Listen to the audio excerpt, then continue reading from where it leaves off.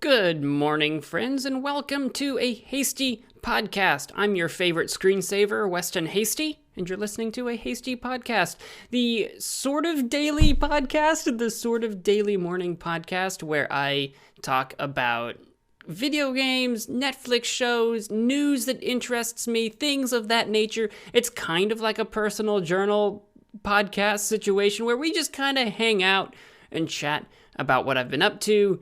And I just kind of hope that that's interesting to other people. That's the thing. That's what we're doing. That's what this podcast is. Thank you for tuning in. We're available on all kinds of podcasts. We're available on like Spotify and Anchor and Pocket Casts and Google Podcasts. And I know I'm forgetting more. You can check out my whole range of where I podcast at anchor.fm/hasty podcast. But you're already listening to the show, so I imagine you found me somewhere that you like to listen to, and that's whatever platform you're listening to, that is okay. Welcome to my podcast. I have a confession. I don't know if it's a confession. I don't know why I feel guilty about this, right? I binge watched. All right. I binge watched the entire season 3 of The Legend of Korra the other night. By other night, I mean last night. So I guess I really need to talk about that on the podcast, because we kind of have this, I don't know how to begin this. We have this sort of almost Netflix club. It's like a book club, right? We kind of have this Netflix club kind of going on where I've told you what I'm kind of watching and that I'm kind of what series I'm working on, so that if you would like, you can try to keep up at the same pace, relatively speaking, that I am.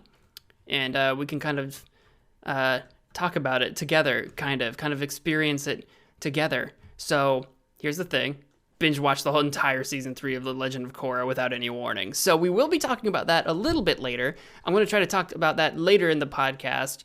That's my topic number 2. Just in case you're worried about spoilers, you can tune out then and come back to it when you're caught up to season 3 of The Legend of Korra. So that's a bit of a confession. Still definitely working on watching BNA. I'm going to probably finish watching BNA before I get to starting The Legend of Korra season 4, because that is a thing. So we'll get to that. I'm sorry that I've dumped watching 2 shows at the same time on you guys if you are trying to participate in this weird Netflix club that I've started. Besides that, I don't have much else for today's video. I just wanted to talk a little bit about me getting back into using Duolingo, which maybe that's not going to be a very large segment of this podcast, but I just wanted to talk about it a little bit because they've changed their app, and I just kind of wanted to talk about / complain about it a little bit because I don't know how I feel about it.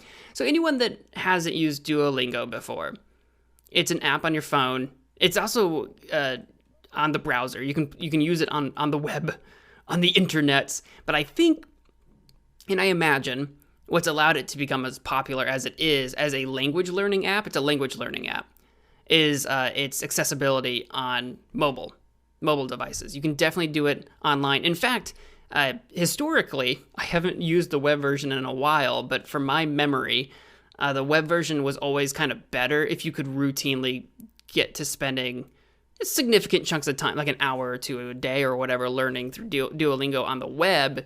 You could probably learn a lot faster and more in-depth information about whatever language you are learning on the web version, because I feel like there was a lot more typing out fuller sentences and, of course, doing listening exercises and speaking exercises, which even when they implemented being able to do speaking and listening exercises on mobile forever ago, I mean, how often are you on your phone and you're just okay with listening and speaking into your phone to do a language exercise? Often, in my experience, when I'm on my phone, I'm someplace in public, So I don't want to just be speaking gibberish, doing my Spanish exercises in public, or like sneaking in minutes while I'm at work. It's just not conducive of that. And you can totally skip it. On mobile, you can skip it. You can say, oh, I can't listen right now because you don't have earbuds or you don't want to have your volume up or whatever. I can't listen right now, or I can't speak right now. And you can do just the text exercises, and that's totally fine. Big breath there. I feel like I forgot to breathe. But as I sometimes do in a hasty podcast. But yeah, that was kind of my thinking on the web, is that the web version was probably more in-depth and better, because chances are, if you're on the web version, you are sitting down and you're ready to spend some significant chunk of significant chunk of time learning a language. But I primarily use Duolingo on the app. It's the most convenient for me. I can squeeze in time more often. And honestly, sometimes when even if I want to do listening or speaking exercises, I'm doing it like lying in bed. I'm not on my computer or something like that. So it's convenient to me to do it on the app. So I will be talking about the app.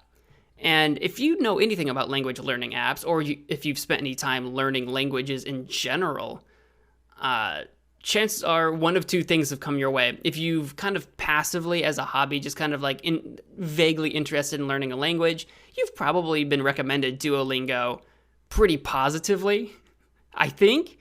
But if you've spent any serious time trying to learn a language, like taking classes or speaking with other foreign speakers of whatever language it is you're trying to learn, like say you're an English speaker but you're trying to learn Spanish, and you ask a Spanish-speaking person what they think of Duolingo, they might laugh at it. At least that's my experience. In my experience, the more experienced linguists that I've known, especially in classes that I've taken, have scoffed at Duolingo for not being incredibly comprehensive. Although I do want to push back against that, because I do think what Duolingo does the best is accessibility. It is an accessible way to start learning the rules and some vocabulary in the language that you are trying to learn. And honestly, that accessibility is, before smartphones, kind of, that accessibility didn't exist in ages past, when you might have to drop a couple $100s on a Rosetta Stone course online to learn a language. Now, and there's other apps besides Duolingo, but Duolingo is one of them. Now you can download a free app and just start working on at least getting the basics of whatever language you're trying to get into. And I have found that my favorite, for pretty much any language, I haven't experimented with a lot of apps. My favorite has always been Duolingo. This isn't sponsored or anything, by the way. My favorite's always been Duolingo. It offers a gajillion different languages, and I feel like it's really, at the very least, it's very good practice for anything you might already know. I have taken a number of Spanish classes in my time, and I desperately do want to learn to speak Spanish. I feel like it's the more practical language to learn. As someone from the States, as someone here deep in the United States, I think the second most prevalent language in the States is Spanish. It goes something like English, and then Spanish, and then whatever else, basically. I feel like the big two languages to know in the United States are English and Spanish. As you can tell, I am a fluent, natural English speaker, but not Spanish. And I would love to learn Spanish. I would love to learn Spanish fluency, or at least semi-fluency, some just to be able to speak it well. And I can read it okay. I've taken Spanish classes, but whenever I've taken Spanish classes, whether it was in high school or in college, I also had other stuff on my mind, and Spanish was something that I feel like I never dedicated a lot of time to learning very well. So my language learning in that realm has been heavily restricted, I think, by my free time, by my sort of interest in it at any given time, my priorities, if those are sort of split. And every now and again, I kind of come back to this. I've taken classes before, and they've done a great job at getting me a good basis for at least understanding how speaking Spanish, reading Spanish, writing Spanish, how the Spanish language works, sentence structure, and that kind of thing. I've got a very good grounding for how it works, so that even if I don't know the words to say something, I can word reference a few different words or verbs or something like that, and I can string together sentences pretty easily. Like, I'm not just going to Google Translate, right? I'm not just Google translating and hoping for the best. I have some experience. I have some level of expertise at some beginner level or something like that. I don't want to say intermediate, because I feel like that's maybe not being honest with myself, because if anything that holds me back, it's my vocabulary size. My vocabulary is too small. I keep forgetting words, so my vocabulary is too small for me to feel comfortable to say intermediate. But if you were talking about sentence structure, I think I'd be at the intermediate level. Like, I can put it all together. My speaking is weak as heck, though. So somewhere between beginner and intermediate level is where I'm at. And recently, I've been trying to get back into using my Duolingo app to kind of keep reaffirming that. I try to maintain the grasp on what Spanish knowledge I have every now and again by just opening up like Duolingo and trying to get into a routine of doing some lessons every day for however long. Ideally, I would not stop doing it. I would try to make it a part of my daily routine to just do some Duolingo exercises or something like that, ideally. And I'm kind of in that mode of trying to do that again. And recently, I've opened up the Duolingo app, and quite a bit has changed since the last time I've used it. A couple of things that I think are really nice when you finish a lesson and earn some experience, because you can earn experience by doing lessons, and that's just used for just kind of like a fun gaming style way of tracking your progression so that you feel like you're progressing, like you can visibly see, oh, I've gained experience, right? When you do that, when you finish a lesson and gain experience, it actually shows you on the app if you've moved up the leaderboard, because every week, if you start doing lessons, you get just passively put into a sort of competition with something like 30 other people or something like that into this like tournament style. Whoever is in the top 15 moves on to the next league in the tournament, and if you're in the bottom 5, you fall back into a previous league. And there's several leagues. There's a bronze league, silver league, gold league, and then it goes crazy. There's like a bunch after gold or whatever. There's like ruby and sapphire and all this crazy stuff beyond that. And you can try to stay on top of earning more experience than everybody else in your league and moving up the ranks like that. I am unfortunately down to Silver League. It's the second league. I used to be up in like Emerald League or something like that, and then I kept like not keeping up with Duolingo, and I wasn't earning enough experience to stay on top of it. The good news is if you do skip like an entire week, you just don't get entered into a league. So if you ever put down Duolingo for like a month at a time, you don't have to worry about losing very much progress. Probably only the progress you made for whatever week you had stopped practicing on. I think that's a cool concept. I like that they now show you advancing. It's just a little quality of life improvement. But the other things, I'm not so sure on. Now, like, I'm a little iffy. The one thing, the lingots, which is kind of like their in-app currency, but there's not been a lot of stuff you can spend it on in the past. It's just kind of a way to mark your progress. You'd earn these little lingots, these little ruby things, and you can use them to freeze your streak if you're going to miss a day on Duolingo for some reason and you don't want your streak to end because it keeps track of how many days in a row you've done it. You can use lingots on little suits for your little bird character. It's all silly stuff. They've changed that so that now instead of earning like 1 or 2 lingots, everything's like been multiplied by like 10. So now you earn 50 or 100 at a time. So the currency is much higher and there's more stuff to spend it on. Like refilling your hearts. Hearts is a new feature. So you can only have up to 5 hearts at a time. And whenever you start a new lesson, you have to spend a heart. and once you've run out of hearts, basically, you can watch, I think you can watch an ad for a heart, or you can do a practice lesson, which isn't one of your normal lessons. Practice lessons are technically different from a normal lesson. You can do a practice lesson to get a heart, which is kind of nice, actually, because then that forces you to practice some more words and stuff from previous lessons in order to keep doing new lessons, basically. And that's kind of nice because it kind of reaffirms what you've learned. But also at the same time, it feels like because you can only have 5 and each one heart will refill automatically for free every 5 hours, it's a long time to wait for hearts to start new lessons. Or you can spend that currency that I was talking about, those lingot currency.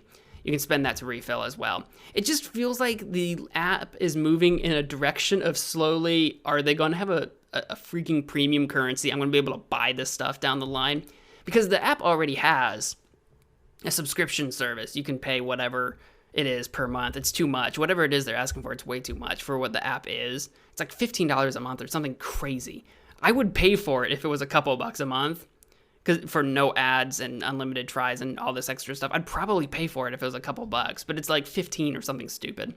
But anyway, that's the other thing too. There's ads in the app. Way back in the day, there weren't any ads, but honestly, I was expecting ads to happen one day or the other. The app's got to make money somehow for them to keep expanding, and I want them to be successful because I want them to keep expanding. Because the other thing they've done is they've added a ton more lessons, even in Spanish, a ton more lessons. There's a ton more content, and I'm really excited to use the app, but I also feel like this currency thing and the hearts thing is kind of like, it's got me concerned that it's heading in a slightly wrong way. So basically, I see that I'm already burning through a lot of time. So I'm using Duolingo. I'm going to start practicing some Spanish. I think I'll check in with you guys when I have more to say about it, or I've got more, I've had more time to experience this heart thing, whether or not it's a good thing, bad thing, the lingots. Maybe I'll check in with you guys again tomorrow and let you know what more I think about this app update. I think it's interesting. I like the gamification, but I'm a little concerned for it. So I'll tune you guys in a little bit later on that. Meanwhile, I do want to talk about The Legend of Korra. Oh, this is your chance. I've got spoilers, but I don't have a ton of time, so I can't say a lot. But a lot happened. What I will say about season 3 of The Legend of Korra is that I think it was a much stronger season than season 2. You kind of move away from the spirit realm thing by the time you get to the end of the season, which is kind of interesting because just to recap, at the end of season 2, Korra merges, or it doesn't completely merge actually. She leaves open the gates between the physical world and the spirit world, right? So spirits and people can kind of freely move in between the two worlds. Although I don't think very many people are traveling into the spirit realm for any reason because those gates are located in the North and South Poles and they're very hard to get to. But the spirits themselves seem to have completely made themselves at home in the regular world. They have entered the human world. They've disrupted all kinds of normal life by like taking up residence in the middle of streets and growing like little forest patches, like oases in the middle of urban life. And it's caused a lot of conflict generally, a lot of tension in Republic City, and Korra's been taking some flack for that. But that's the way the season 3 begins, is kind of dealing with the repercussions of Korra's actions at the end of season 2. But then we move on from it quite quickly. At the beginning, the mayor of Republic City basically kicks Korra out. After like episode 1, I think, of season 3, kind of kicks Korra out of the city, says, you know what, you're no longer welcome in my city, you are a troublemaker. I don't know, it's really quite, what's the word I'm looking for? It's childish, but he kicks her out of the city, and she's like, fine, I was going to leave anyway. Because what they have discovered, what Team Avatar has discovered now, after 1 or 2 episodes of season 3, is that with the spirit world and the human world being connected once again, somehow, in ways that aren't clear, but we know it's happening, is that some non-benders in the human world are suddenly able to bend, even though they never could before. And they're learning to bend air bending, which, if you're familiar with Avatar: The Last Airbender, which is the show that came before, Aang was the last airbender left on the planet. In The Legend of Korra, it's Aang's family, his descendants now, are the only airbenders on the planet, and there's like 5 of them or something. So there's like 5 airbenders on the planet. But they discovered, the team, the gang, learns that someone in the city, as well as one of their own members, are uncovering airbending powers. So when Korra gets basically kicked out of Republic City, she and Tenzin, which is her airbending teacher, he's the airbending master. He was Aang's son, so he's very excited. They go out into the world to search for rumors of people who can bend air, and things ensue. They're trying to collect all the airbenders so that they can bring them up to one of the old airbending temples where they can learn how to bend air, and they can learn about the culture of the airbending nation that has been basically long dead for 100 years, except for this one family, right? There's a lot of resistance to that because a lot of people that are learning to bend air don't necessarily want to just uproot their lives and move on to learn about a culture that isn't theirs. And that kind of tension has been interesting to see, where like just because you can do a thing doesn't mean you suddenly belong to an entirely another culture, which I kind of gets dropped later on. It kind of gets brought up. That kind of conflict gets brought up with one of these farmers that can bend air, and the gang is trying to convince him to come with them and go north to this airbending temple to learn about airbending. And this farmer is like, no, I'm not leaving my family and my farm, my heritage and my culture just because I can twirl air around with my hands now. And it's a really good point, honestly. But suffice it to say, by the time we get to the end of a couple episodes in, they've collected several airbenders that are willing to uproot their lives. Mostly, there's an episode where we return to Ba Sing Se, which is this Earth Kingdom city that is corrupt, and the queen there, it's this huge city of God knows how many people. It's a huge, huge city. It's the like biggest one on the planet or whatever. And the Earth Kingdom, in their like sort of realms, owns many, many cities and much, much, much land. It's a very populated place. But the queen there apparently was kidnapping airbenders and forcing them into like a secret military service to train them to be her secret airbending army. Because again, there are no airbenders on the planet, so there's strategic benefit in having an army of people that can do a thing that no one else can do, right? So she was conscripting these airbenders into a secret army. Korra and gang find out. This is the long story told very short, by the way. Long story told very short. They discover this army. They free them. They don't have an Earth Kingdom to go back to, so they don't mind really leaving their heritage behind. So they go with the Korra gang to the Air Temple, and that's kind of the first wave of airbenders, basically. There's a lot of stuff I'm skipping, by the way. If you're on the fence about watching the show and you're thinking that I'm telling you everything, I'm skipping so much, because especially about characters, character development, all the good stuff. I'm giving you the synopsis here because I watched the entire freaking season 3 in one night, which I guess if you're inclined to do so, you can do it too. All along, though, I'll say that we start getting introduced to what will become this season's antagonist. All along the way, while this plot is happening, there's this side plot building that we know is going to become the main plot right at the end, where these highly powerful criminals that have been locked away in their own unique prisons all over the world are freeing themselves. Starting first with this one guy. He doesn't bend. He's not a bender. And after the spirit world connection, whatever, where people start suddenly having airbending powers, he's one of them.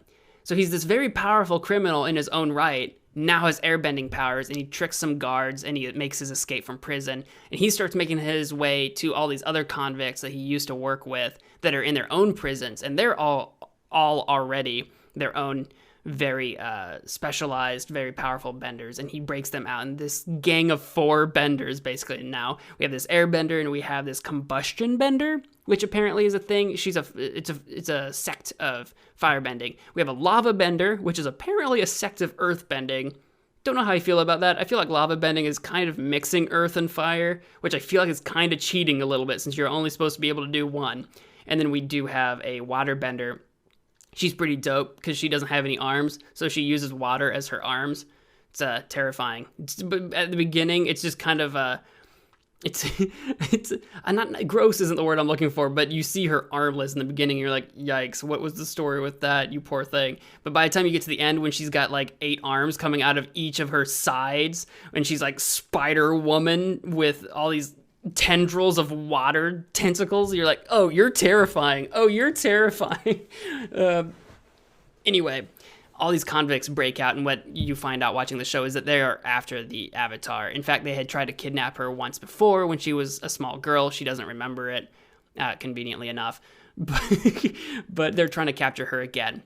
And as you progress, there are encounters with this group as they go along, and you find out that they are members of the secret society called the Red Lotus, which is a sect that broke away from the White Lotus, which, if you remember from Avatar: The Last Airbender, the White Lotus was a secret society that was formed kind of in the face of the Avatar being gone from the world.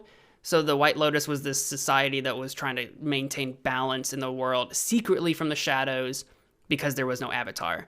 By the time you get to the Legend of Korra, because Aang has been around, the White Lotus just works with the Avatar, basically. So by the time you get to the Legend of Korra, the White Lotus is essentially just the Avatar's people. They try to look after her. They're kind of like bodyguards. They try to mentor her a little bit, but they just kind of exist as this sort of almost personal security task force, basically.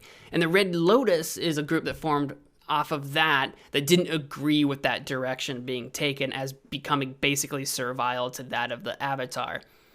And then after some philosophical disagreements, the Red Lotus basically believes the world would be in better balance if it were returned to its natural state, and that is without the Avatar, and that is without governing structures, basically returning to a world where people live harmoniously with the spirits, but also not constricted by governments.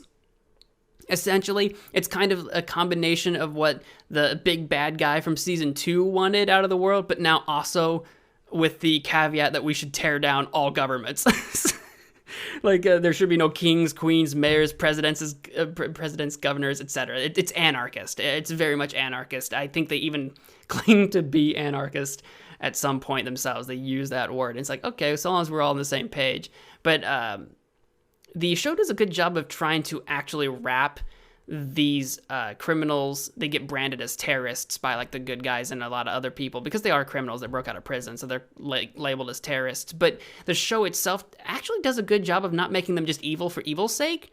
You do learn that each and every one of them actually does have a backstory. You don't have any flashbacks into that backstory where you're like watching their stories unfold. It's just through like dialogue and the way they interact with one another that they truly believe in their cause and that they have fleshed out backstories and relationships with one another. And it's actually really fun to see that, and that their cause does have some philosophical backing behind it, whether you agree with it or not. And of course, as the audience, you do root against them because they are literally trying to kill Korra. No joke, they want her dead, so... and they're not above killing people, so you do root against them. But the show does a really good job of making you empathize on some level with their cause, or at least with them as people.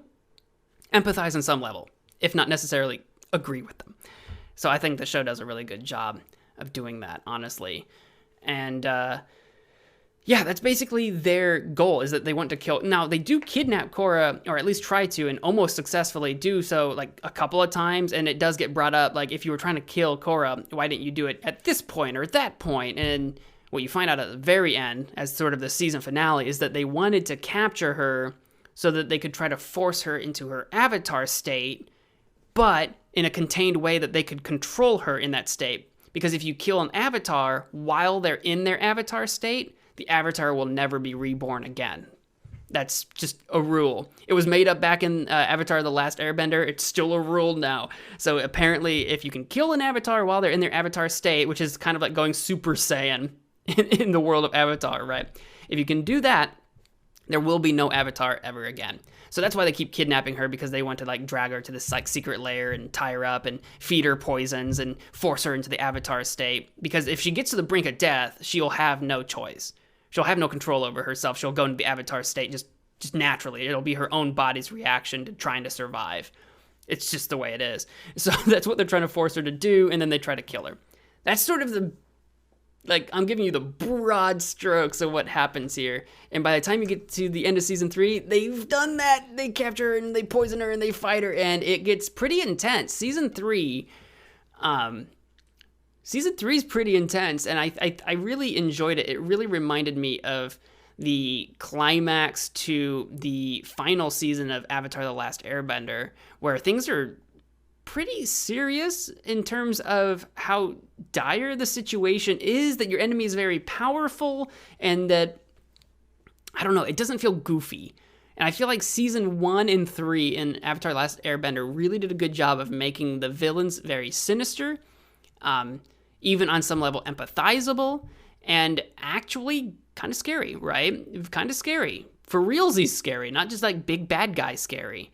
Season 2, I kind of felt like it was just too much big bad guy scary because there was too much spirit world stuff, and in the spirit world there is literally like a grand spirit of good and a grand spirit of evil. Basically, it's literally black white, good evil sort of situation. It's a little too goofy for me in season 2. They try to ground it in seriousness, and I'm sure it's based off of some real life lore or something like that, I'm sure. But I just could not get into season 2. Season 3 brought me back in. I really did enjoy season 3. I will say, by the time you get to the end of season 3, Korra is wrecked. She does survive, but she's not in a good place. She is not in a good place. And I'm not going to say too much about what that means. You can watch the season for yourself if you haven't. If you have, you know what I'm talking about. If you haven't, I still recommend watching the season. Even though I've told you all this, there's still yet a season 4. So I will be watching that eventually. Season 3 I thought was very good. And I'm sorry that I went through the entire season in one night so that I only had one episode of a podcast to kind of unload my thoughts about it. Maybe we'll return to it once I've wrapped up the entire show, and we'll return to what I think about the whole thing. That'll probably be a whole episode by itself. But like I say, before I return back to The Legend of Korra, I will be finishing BNA. Since there's only one season of that anyway, I'm 4 episodes into BNA, so I've got like 8 more to go. We'll do that over the course of the next couple of episodes, so you can kind of keep up with me with my little Netflix club thing that I'm doing. I'll try to be clearer about this kind of stuff moving forward. I'm all over the place. Welcome to this podcast experiment. I've never done it before. So we're just flying by the seat of our pants, and I'm glad you could be here to listen to it. I hope you're enjoying it. If you are, please share and spread this podcast around. Wherever you're listening to it, share that. Again, like I'm on Spotify and Anchor and Google Podcasts. Those are kind of like the really big 3, as well as Pocket Casts and Breaker. I still haven't gotten Apple. No Apple iPod podcast situation yet. Down the road, maybe, hopefully. That's the plan. I don't know what the holdup is. But anyway, share it around. I appreciate you all for listening. Thank you so much. If you would like to support the show, that's the best way to do it, is just let people know that I exist. That's going to do it. I'm well over my time. And I hope to see you all tomorrow. I need to come up with better outros. That's it. I'm out of here. Bye. Wash your hands.